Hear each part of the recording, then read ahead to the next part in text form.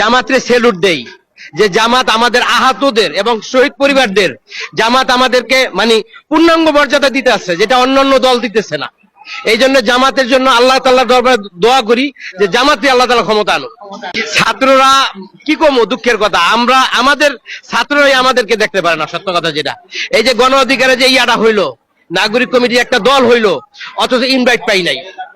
একবারও তো বলতে পারতো যে যারা আহত এবং শহীদ পরিবার আছে সবাইদেরকে দাওয়াত দিলাম, সেই রকম দাওয়াত আমরা পাই নাই। কিন্তু আমরা নাগরিক কমিটির থেকে অন্তত ভালো কিছু পাই নাই, বা অন্যান্য দল থেকেও পাই নাই। জামাত ইসলাম যেটা আমাদেরকে দিচ্ছে, শুকরিয়া জামাতের জন্য। আমি যাত্রাবাড়ি থানার সামনে গুলি খাইছি, হাতে প্লাস পায়ে।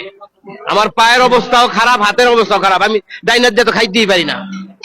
ঠিক আছে, আমাদের অন্য কোনো দল এখনো পর্যন্ত আহতদের কাছে কেন, তাদের ধারে কাছেও আসেনি, তাদের কোনো খোঁজ খবরও নেয়নি। 8 মাস হতে চললো, কেউ খাচ্ছে কে খাচ্ছে না, কেউ বিছানায় কাতরাচ্ছে, কেউ পঙ্গুত্ব বরণ করছে, কেউ কোনো খোঁজ খবরই নেয়নি। শুধু জুলাই ফাউন্ডেশন থেকে যে 1 লাখ টাকা দেওয়া হয়েছে সেটা খুবই প্রয়োজনের তুলনায় খুবই সামান্য। 1 লাখ টাকা দিয়ে হয়তো বা হাইস্ট করে 4-5 জন মানুষের সংসারে 2 মাস কিংবা 1 মাস চলতে পারে।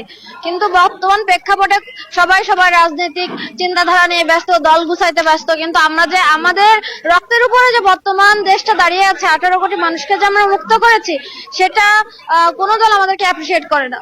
এটা এই জন্য বলছি জামাত ইসলাম আজকে যেটা করছে তাদের সাধুবাদ জানাই। অন্যান্য দলকেও উচিত যে দলমত ভুলে নির্বিশেষে আমাদের পাশে এসে দাঁড়ানো উচিত। সবাইকে আমি আহ্বান জানাচ্ছি, কারণ আমাদের আহতদের চিকিৎসার প্রয়োজন, পুনর্বাসন প্রয়োজন, সেগুলো আমরা এখনো পাচ্ছি না, কারণ প্রয়োজনের তুলনায় খুবই সামান্য।